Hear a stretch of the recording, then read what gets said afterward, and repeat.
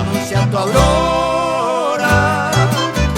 Las aves canoras cantan serenatas se carapeguá. Arpegios nativos desgranan las cuerdas de arpa sonora. Llega tu alborada de bellos acordes en el Mombaljaguá.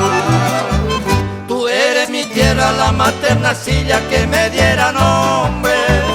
Ese horizonte destino alveado con Etipavé. Canto tu esperanza, tu sueño es central, por venir latente. Esa antorcha ardiente, juego de tu entraña, tan eres apé.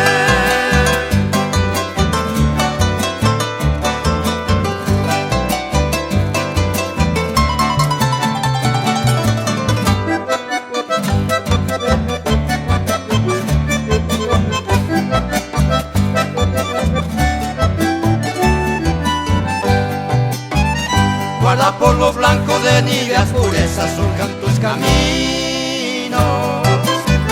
Palpita el destino, el niño que trajo Etipiajú.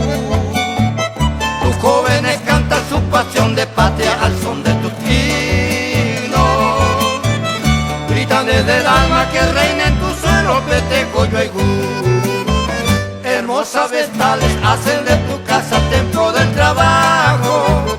Con mano de hada tejen tu progreso sobre un telar. Y al hombro el polvillo, tus hijos altivos abren nuevos campos. Cuando nuevos fenicios no tienen fronteras para viajar.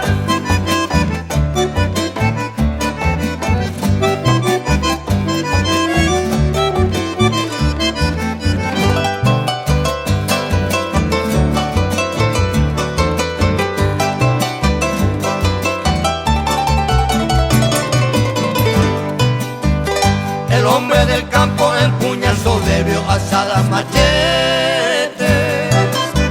Su yunta de bueyes un giro al arado, hoy pico y tapé. Al recio varón le sirve otro mate, su amada campestre. La reina terrestre le dicen cantar de Oñombaé.